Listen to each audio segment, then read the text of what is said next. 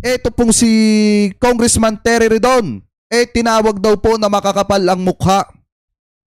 Ano po, ng opisina ni BP Sara Duterte. O makakapal daw ang mukha nung nasa opisina ni Sara Duterte. Bakit daw? Ito, pakinggan po natin. Medyo makapalimuka ng mga involved doon sa OVP. Sino ba yung mga yun? OVP at Department of Education to even ask an audit query from the Commission on Audit. Kasi hindi ba poder ho nila yun? Trabaho nila yun eh. To actually issue audit observation memoranda. Sapul na sapul, mga kababayan, no? Makakapal daw ang mukha. Makakapal daw ang mukha, mga kababayan, ng mga nasa OBP. Nasa opisina ni Sara Duterte. Kasi mga kababayan, biruin nyo nakikiusap sa COA ng audit query. Kung tutusin mga kababayan, dapat hindi sila nakikialam dyan. Parang ang dating kasi mga kababayan, humihiling sila sa COA na parang mapagaan. Ano po yung i-issue mga kababayan ng COA sa kanila? Yun mga kababayan. So ngayon, tinawag po ni Congressman Terry Redon na makakapal daw po ang mukha. Or audit query memoranda. Ibig sabihin, ang Commission on Audit po yung mapagpasya kung alin po yung tipo ng mga memoranda yung i-issue Tama. ng Commission on Audit sa iba't iba pong mga opisina. It is not subject to a request. It is not subject to a favor by any other agency. Ibig sabihin, kung ano man ho yung lumapag na audit observation or audit document, kailangan pong tanggapin ng opisina yon. So, ibig sabihin, wala po sa lugar para magkaroon ng pagpupulong at makiusap at magsabi na imbis na AOM ang i-issue, audit query na lang po ang i-issue. Hindi ho ba? Hindi ho ba yan pong mga ganyan tipo yung kinaiinisan ng atin pong mga kababayan? Yung pong huli pero hindi kulong. Hindi ho ba? Yan po yung exact. At saka take note mga kababayan yung kanilang padali na yon, palakasan system yon. Diba, sinusubukan nilang ipadrino yung COA, kaso nga lang ang problema, ito pong si Attorney Wabil, tapat po talaga sa kanyang tungkulin. Na kahit gayon ang nire-request sa kanya, ibinigay pa rin niya kung ano yung nararapat. Diba, masasabi ba natin parusa yon? O nararapat na parusa dahil sa mali nilang paggamit ng pera ng taong bayan? Situation po rito. They knew that an audit observation was forthcoming. Pero let's have a meeting, baka pwede naman audit query na lang. Kasi yung audit query po, from the name itself, ibig sabihin it is preparatory to an audit observation memoranda. Ibig sabihin, wala pa ho tayong actual observations ng maling paggamit, irregular po na paggamit. So, the meeting itself is actually irregular. Katulad na sinabi ko kanina, it is improper, makapal yung mukha. Aray Yan po mo! ang mga tao na nag-request po nito. It is Zulaika Lopez, and with respect to the Defense Counsel, Attorney Poa, representing the Department of Education, it was improper. It should not have happened. Grabe, no? Hindi nung binitawan ni Congressman Terry Redon dito, sapol na sapol, mga kababayan. Itong sina Zulaika Lopez at saka sina Attorney Michael Poa, kasi sila yung nakikipag-usap tungkol dyan Diba, lalo na itong si Zulaika Lopez. Kaya siguro mga kababayan, eto hindi nyo ba napansin, diba nung na-contempt itong si Zulaika Lopez, naging nagwarla. Itong si Sara Duterte, siguro dahil kaya pinoprotektahan, itong si Zulaika Lopez, bukod sa matalik niyang kaibigan ito mga kababayan, girlfriend niya ito, may alam din, itong si Zulaika Lopez mga kababayan na natatakot, na ikinakatakot ni Sara Duterte na malaman ng ibang tao. Kasi baka mabuking yung kanilang ginawa sa pera ng mamamayang Pilipino. Dahil nga, ayon kay Congressman Terry Redon, itong umano'y misuse ng confidential funds ni Sara Duterte ay kahalintulad ng Napolis Speedup scam mga kababayan. Yung po binabanggit ni Attorney Capuna na scam, yung pa rin ho yung pagtingin ho namin, na ilantad ngayong araw po na ito, yung pong pagiging scam, iskandalo, nito pong confidential funds misuse. Nakita po natin yung pattern ng maling paggamit, yung pong mga peking mga pangalan. Oh, Nakita po natin na yung pong pera, hindi po ginamit para sa confidential expenses, hindi po nila maipakita yung pong confidential activities na pinagamitan po ng pondong ito. Nakita po natin na yung pong mga rewards slash cash, rewards slash medicines, rewards slash various supplies ay hindi po pinayagan ng Commission on Audit at the level of the Commission on Audit proper. Kaya pwede ho natin sabihin, katulad na binanggit ho previously ni Congressman Joel Chua, na this is akin to the fertilizer fund scam. But more importantly, we can say today na ito po ay katulad ng Napoles PDAF scam. Sa Tama. Napoles scam, mga kaibigan, na pinag-usapan po natin doon, ghost NGOs, ghost beneficiaries, malalaking pera na hindi ho natin nalaman kung saan po napunta. Ganon po din yung nangyari po dito. Malalaking encashments ng pera, 125 million pesos. Pagkakakilala ho natin kay Mary Grace Piatos, Nova Santos, Milky Sikuya, hanggang sa araw na ito, hindi po liquidated ng maayos yung pong paggamit nito pong mga pondong ito. At ano yung sabi parang katulad dyan mga kababayan ng mga ghost employee. Dito naman kay Sara Duterte mga kababayan, ghost recipient, yung tumatanggap. Di po ba mga kababayan? Tama po ba? Pakitama na lamang po ako kung ako po ay mali. Yung ghost, yung mga tumatanggap ng pera. Biruin nyo ang lalaki ng mga perang inaalpasan mga kababayan doon sa mga acknowledgement receipt po nila. Pamula 50,000 pataas yung ibinibigay na pera, ano po dun sa sinasabing mga tumanggap na hindi naman nag-e-exist. Ano po yung kanilang mga pangalan, hindi matukoy kung sino mga tao yon. Kasi nga, hindi nag-e-exist yung mga tao na yon. So walang pinagkaiba yan dun sa mga ghost employee na kung saan mga kababayan sumasahod pero wala naman talagang empleyado. Ano po, so ngayon ituloy pa natin. kanina sa pagdinig, pagka hindi po tama yung liquidation, there is a prima facie view na ito po ay pinera nung pong mga involved po ng mga matataas pong opisyal, Tama. head of agency, katulad po ni Pangalawang Pangulong Sara Duterte at yung kanya pong mga kasama sa OVP.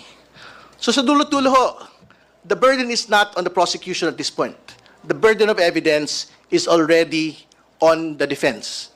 Kasi the presumption exists today. And for as long as it is unrebutted, yung pong paliwanag nila, for example, na preliminary lang naman daw yung pong AOM, preliminary lang naman daw po yung notice of disallowance. But we will go to the final point. Meron pong desisyon yung Commission on Audit proper. Pinasosoli na po ang Pangalawang Pangulo at ng kanya pong mga kasama ng 73 million for the 2022 OVP confidential funds. Diba? At yung susunod pa ho, yung pong balanse ng 448 million para sa 2023 confidential funds. So tama po si Attorney Kapunan kanina. This is a scam. This is a scam similar to the agricultural fund scam. It is similar to the Napoles scam. At alam po natin yung naging ending doon. May mga nakulong po ron. May Tama. mga napanagot po ron. Ayan. Diba mga kababayan? Kaya nga tama lang din yung sinabi ni Atty. Lorna Capuna na pambubudol o budol yung ginawa ni Sara Duterte. At sana, since matitibay yung mga ebidensya, sana sa huli, mangibabaw dun sa mga senador na kaalyado ni Sara Duterte na piliin naman nila ang taong bayan. Sana wag mangibabaw sa kanila yung pagiging kaalyado sila ni Sara Duterte, mga kababayan. Sana mangibabaw sila sa kanila na ibinoto sila ng taong bayan at dapat unahin nila yung interes ng mamamayang Pilipino, hindi yung interes ng isang budolera na katulad po ni Sara Duterte. So ngayon mga kababayan, malaking issue po ito. Itong ginawang pambubudol na ito ni Vice President Sara Duterte sa sambayan ng Pilipino dahil malaki po ang effect nito sa kanyang kandidatura pagdating ng 2028. Dahil nga nakita ng taong bayan na-adjudge yung mga ebidensya, may pirma ni Sara Duterte, walang supported documents yung paggasta nila ng pera ng taong bayan. So ano po itatawag natin dyan? Di ba literal na budol? Kaya nga mga kababayan, ito, speaking of issue, ito pa yung isang issue. Di ba itong live stream ni Alan Peter Cayetano? Love Mon, dapat si Lacson imbestigahan. Dadating sa tamang oras, ngayon kasi kakampi niya lahat eh.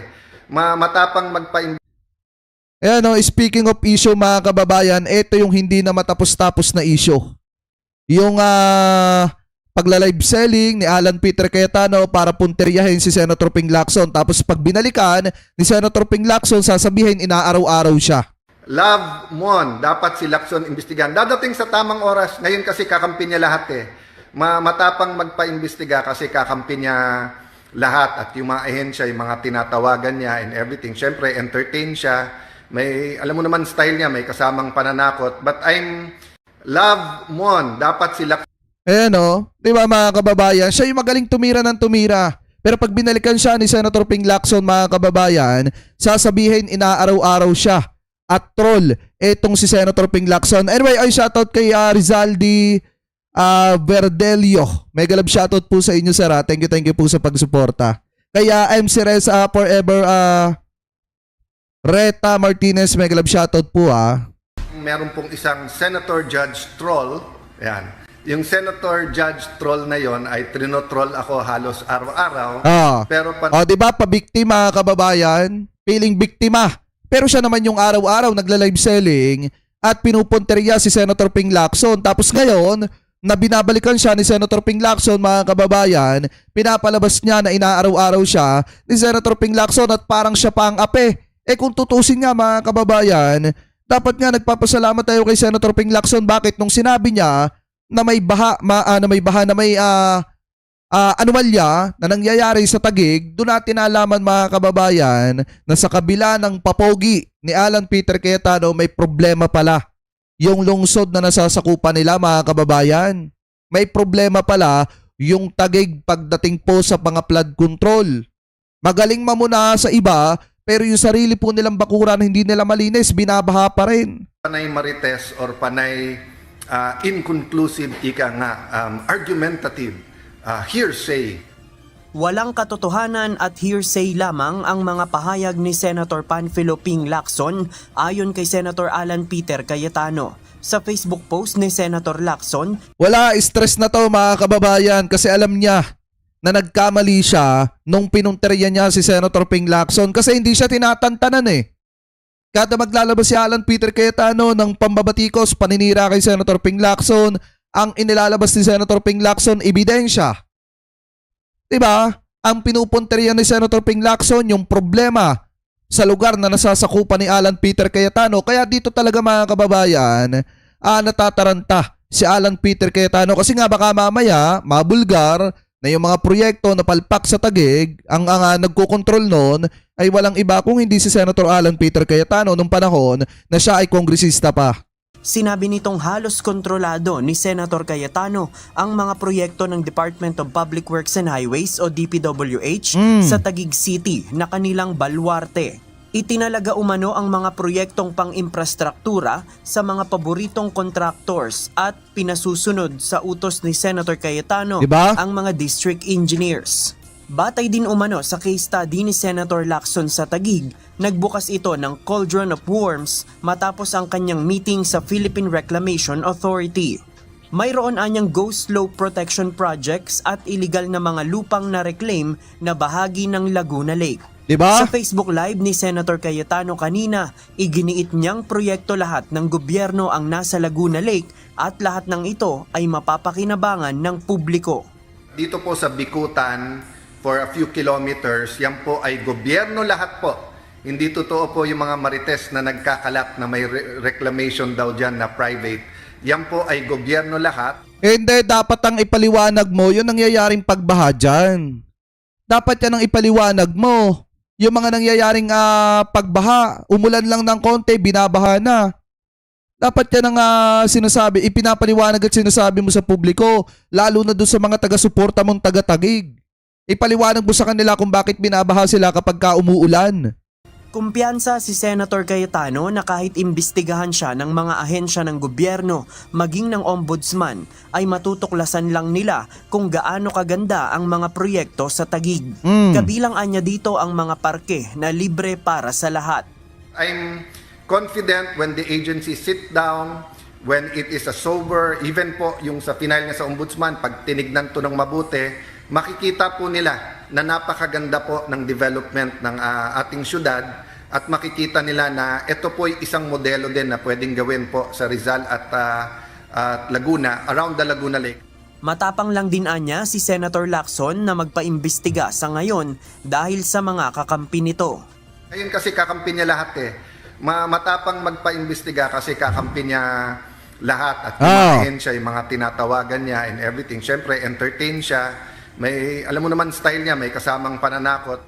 JP Nunez, UNTV, News and Rescue.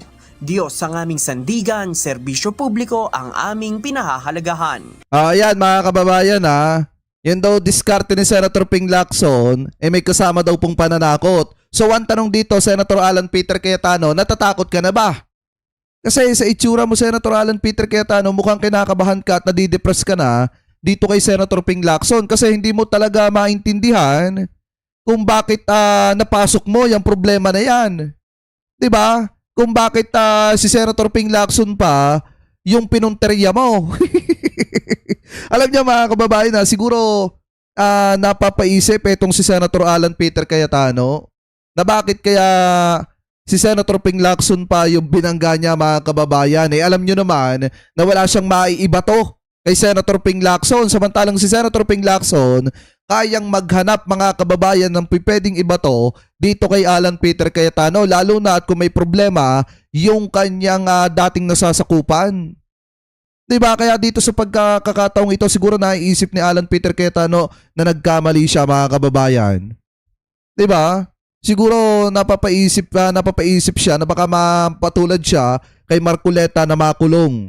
Dahil kita nyo naman si Marcoleta, nung pinunteriyan ni Marcoleta si Senator Ping Lacson, nagsalita lang si Senator Ping Lacson about do sa sose ni Marcoleta. Kita nyo ba naging ending? Di ba nakulong itong si Rodante Marcoleta? Kaya nga para sa akin mga kababayan, sabi ko nga sa inyo kahapon, hindi po basta-basta matatapos itong issue ng dalawang senador na ito hanggang sa hindi nakukulong si Alan Peter Cayetano dahil sa mga isinwalat ni Senator Ping Lacson. So kayo, mga kababayan, ko kayo po ang tatanungin, ano po masasabi nyo hingil po dito sa mga topic na ito na tinalakay po natin? Ano po ang comment at opinion po ninyo hingil po sa mga issue at mga topic na pinag-usapan po natin? So comment below na lamang po kung ano po masasabi nyo hingil po dito.